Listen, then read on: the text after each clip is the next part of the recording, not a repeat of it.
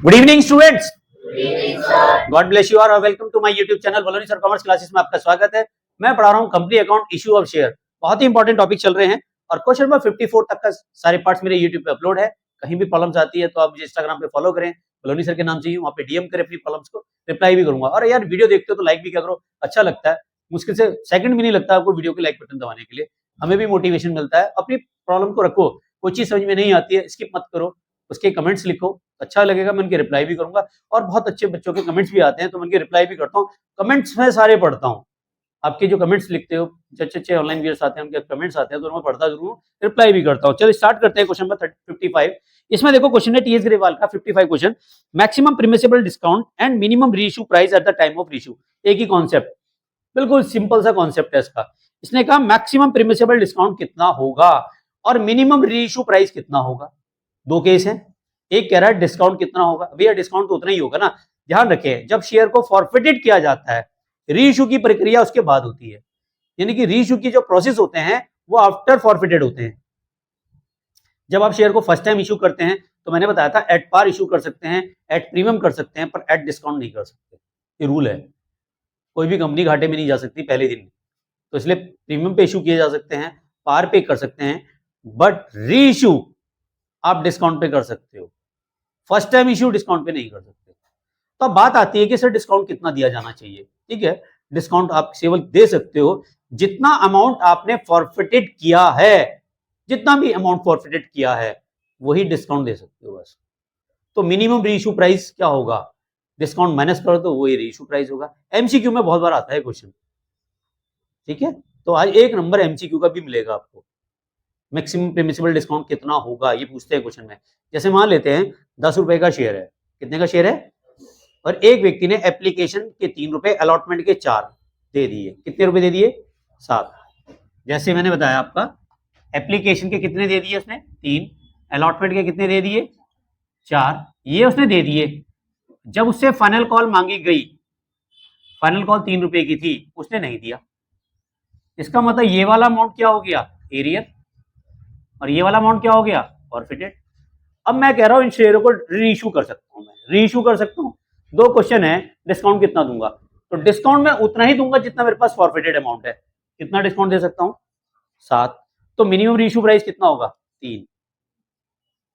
7 तो डिस्काउंट दे दिया ना मैंने, तो मिनिमम रीइश्यू प्राइस कितना होगा, 3। अगर 4 रुपए फॉरफिटेड किया है तो डिस्काउंट कितना दूंगा, 4, और रीइश्यू प्राइस कितना होगा मिनिमम,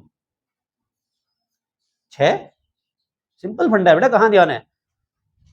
डिस्काउंट हमेशा वो वाला अमाउंट होगा जो फॉरफिटेड वाला है, और रीइश्यू वो अमाउंट होगा जो वैल्यू है, वैल्यू कितनी है जिस पे इशू किया गया है। यानी कि 10 रुपए का शेयर माइनस फॉरफिटेड, तो वो आ जाएगा मिनिमम इशू, मिनिमम रीइश्यू। समझ में आ गया, और समझाऊं, आ गया। अब एक क्वेश्चन नंबर 55 पर आते हैं टीएस ग्रेवाल का, यहां से आपको ज्यादा अच्छा क्लियर हो जाएगा। ठीक है,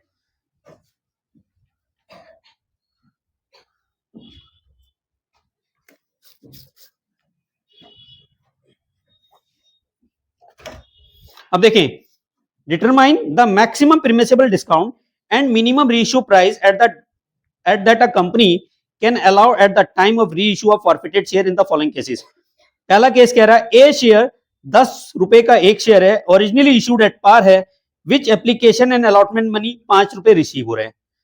तो एक शेयर है, क्वेश्चन नंबर 55 का ए केस, 10 रुपए का शेयर है, आपको एप्लीकेशन एंड अलॉटमेंट मनी के 5 रुपए रिसीव हो गए। ठीक है, ये रिसीव हो गए, तो जो रिसीव हो गए वो क्या हो जाएंगे, फॉरफिटेड। तो डिस्काउंट कितना देंगे, 5 रुपए तो देंगे भाई, जो आ गया वही तो डिस्काउंट दे सकते हो। आया क्या कंपनी के पास, 5, 10 रुपए का शेयर है, 5 रुपए माइनस कर दो, तो मिनिमम रीइश्यू प्राइस कितना हो गया, 5, और मैक्स जो मिनिमम जो आपका सॉरी मैक्सिमम डिस्काउंट कितना दे सकते हो, 5। तो दोनों ही केसेस में क्या हो जाएगा, 5 रुपए। अगर मैं डिस्काउंट निकालूं तो डिस्काउंट कितना आएगा, 5, और रीइश्यू कितना आएगा, मिनिमम रीइश्यू अमाउंट कितना आएगा 5।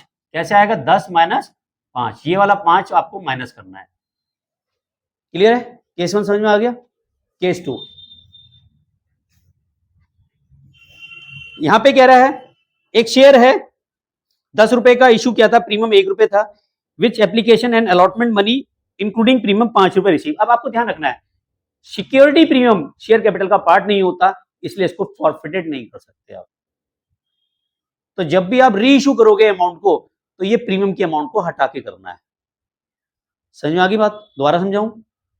जो शेयर फॉरफिटेड करते हैं तो सिक्योरिटी प्रीमियम फॉरफिटेड नहीं होता, क्योंकि वो शेयर कैपिटल का पार्ट नहीं है। शेयर को फॉरफिटेड कर सकते हो, शेयर प्रीमियम को फॉरफिटेड नहीं कर सकते। शेयर प्रीमियम अलग है और शेयर्स अलग होते हैं। तो शेयर प्रीमियम, सिक्योरिटी प्रीमियम जो है वो शेयर कैपिटल का पार्ट नहीं होता, इसलिए इसको फॉरफिटेड नहीं कर सकते आप। तो यहां देखिए एक शेयर था 10 रुपए, जिसको 1 रुपए प्रीमियम पे इशू किया गया था। तो इसका मतलब 10 रुपए का जो शेयर था प्लस 1 रुपए प्रीमियम के थे,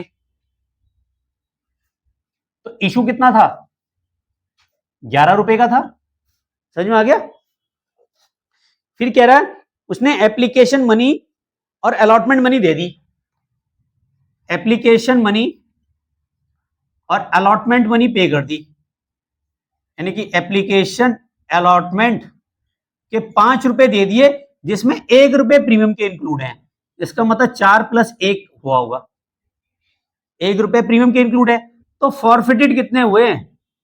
5 माइनस 1 इजिकल टू कितना हुआ 4। अगर मैं बोलूं कि मैक्सिमम डिस्काउंट कितना देना है, बताओ मैक्सिमम डिस्काउंट कितना देना है? जो मिला है वही डिस्काउंट दोगे, यानी कि जो अमाउंट फॉरफिटेड में है केवल वही डिस्काउंट दे सकते हो आप। तो मिनिमम री इश्यू प्राइस कितना होगा बताओ? मिनिमम री इश्यू प्राइस कितना होगा? 10 रुपए में से 4 रुपए माइनस करो तो कितना आ जाएगा 6। ठीक है, समझ में आ गया? कोई डाउट्स? क्लियर है? थर्ड केस देखो। थर्ड केस में क्या कह रहा है? अ शेयर 10 रुपए ओरिजिनली इशूड एट प्रीमियम 1 रुपए, which application allotment money excluding premium 5 रुपए रिसीव। अब यहां पे एक्सक्लूडिंग कह रहा है, तो इसका मतलब एप्लीकेशन और अलॉटमेंट मनी पे हैं एक्सक्लूडिंग प्रीमियम, यानी कि 5 प्लस 1, 5 प्लस 1 एक्सक्लूडिंग प्रीमियम है। तो प्रीमियम 5 रुपए एक्सक्लूडिंग प्रीमियम है, प्लस 1 रुपए जोड़ोगे तो कितना हो गया 6। ठीक है, ये आपने फॉरफिट कर लिए। और अब वो पूछ रहा है कि कितना रुपए आपको 5 रुपए मिले हैं, तो ठीक है भाई 5, तो फॉरफिटेड में कितना अमाउंट आएगा? 5 रुपए ही तो आएगा, फॉरफिटेड में 5 रुपए आएगा। तो डिस्काउंट कितना दे सकते हो आप? मैक्सिमम डिस्काउंट कितना दे सकते हो बताओ?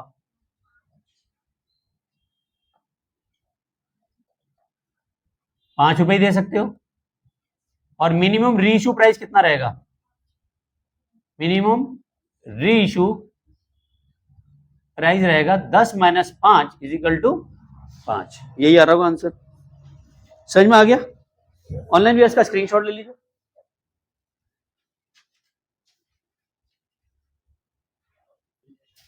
एक क्वेश्चन और कराते हैं, क्वेश्चन नंबर 56 टीएस ग्रेवाल का ही, तो आप बेसिक समझ में आएगी आपको मैक्सिमम डिस्काउंट कितना होता है।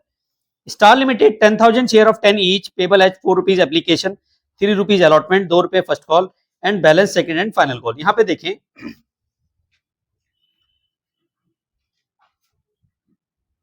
10,000 शेयर इशू किए at the rate 10 rupees each, application पे 4, अलॉटमेंट पे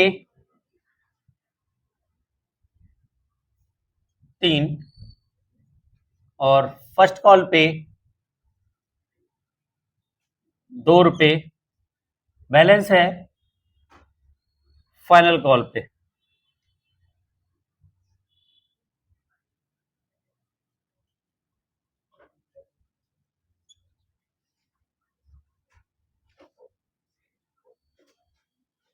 दस रुपए माइनस करो, 4 3 7 और 2 9, यानी कि फाइनल कॉल पे कितना है 1 रुपए। वो कह रहा है 500 शेयरों को फॉरफिट कर दिया, calculate the maximum permissible discount and minimum reissue price in each of the following cases if the reissue share fully paid up. fully paid का मतलब होता है 10 रुपए पे fully paid कर दिया है, ठीक है। 500 शेयरों को उसने फॉरफिटेड किया है, कितने शेयरों को फॉरफिटेड किया है उसने? 500 शेयर्स क्या कर दिए उसने? फॉरफिटेड कर दिया। एफएफ का मतलब है फॉरफिटेड, ठीक है। अब वो पूछ रहा है केस 1। केस 1 में कह रहा है if shares were forfeited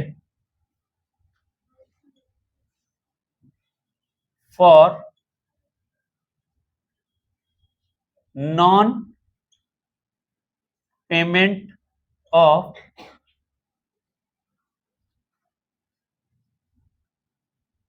second and final call. उसने फाइनल कॉल का पैसा नहीं दिया। फाइनल कॉल कितने की है? 1 रुपए की। उसका मतलब उसने यहां तक दिया है, एप्लीकेशन भी दिया है, अलॉटमेंट भी दिया है और फर्स्ट कॉल भी दिया है। तो एप्लीकेशन की अमाउंट, अलॉटमेंट की अमाउंट, फर्स्ट कॉल की अमाउंट अगर मैं जोड़ता हूं 4 3 7 और 2 9, तो 9 रुपए तो दे दिए। जो दे दिए वो क्या हो जाएंगे? फॉरफिटेड, ठीक है। और 1 रुपए फाइनल कॉल का, फाइनल कॉल 1 रुपए नहीं दिया, यह है एरियर, कॉल इन एरियर। अब वो कह रहा है मैक्सिमम डिस्काउंट बताओ कितना दे सकते हो आप? मैक्सिमम डिस्काउंट कितना दोगे? भैया जो मिला है वही तो दोगे, कितना मिला है? तो अब फिर मिनिमम रीइश्यू प्राइस कितना होगा? एक चीज और पूछ रहा है ना, minimum reissue price, minimum reissue price कितना होगा? 10 माइनस 9 इज इक्वल टू कितना आ जाएगा? 1 रुपए। आया समझ में या दोबारा समझाऊं? सबको क्लियर है? तो केस 1 समझ में आ गया। केस 2, केस 2 में देखो if share were forfeited non payment first call and second call. If share were forfeited for non-payment first and second and final call। यहां पे पैसा नहीं दिया उसने, क्या क्या दिया पैसा? एप्लीकेशन के कितने दिए? 4, अलॉटमेंट के कितने दिए? 3, 4 और 3 कितने दे दिए? 7। ये क्या हो गया? फॉरफिटेड। फर्स्ट कॉल के 2 रुपए नहीं दिए, फाइनल कॉल के 1 रुपए नहीं दिया, तो जो मिल गया वही मैक्सिमम डिस्काउंट है। तो मैक्सिमम डिस्काउंट कितना दोगे?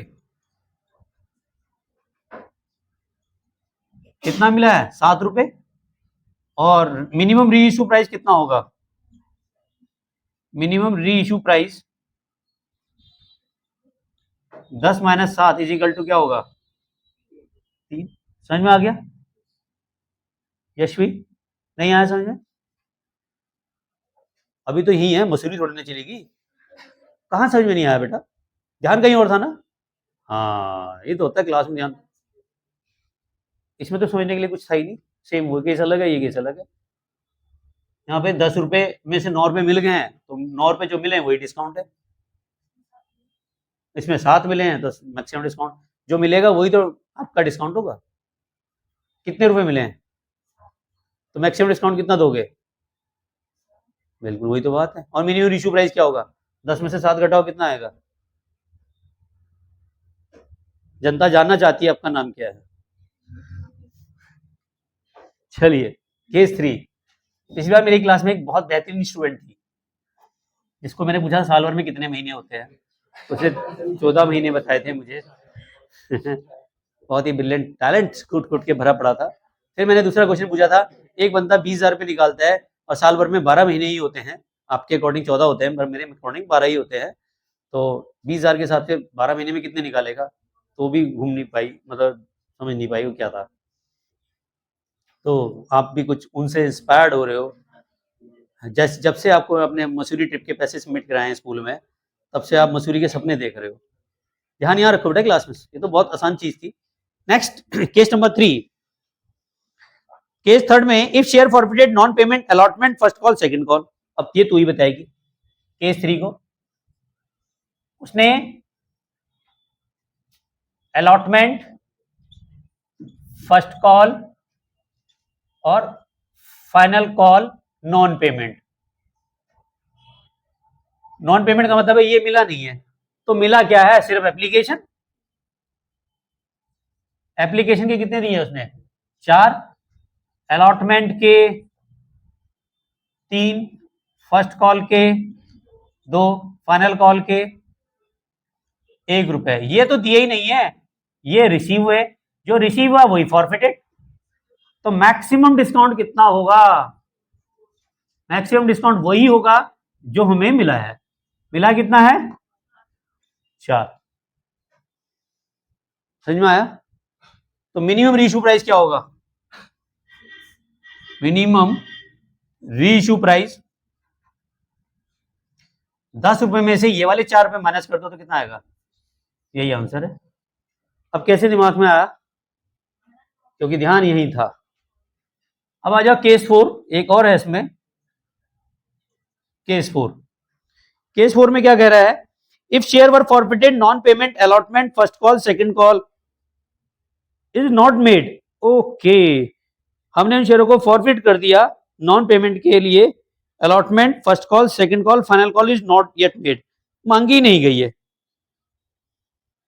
तो क्या होगा, सेम केस है भैया, उसने केवल एप्लीकेशन का ही पैसा दिया है ना, तो उसके बाद शेयरों को फॉरफिट कर लिया, तो फॉरफिट कर लिया तो केस सेम ही बन रहा है, ये भी यानी केवल एप्लीकेशन का ही पैसा उसको 4 रुपए मिला है, यही फॉरफिटेड है।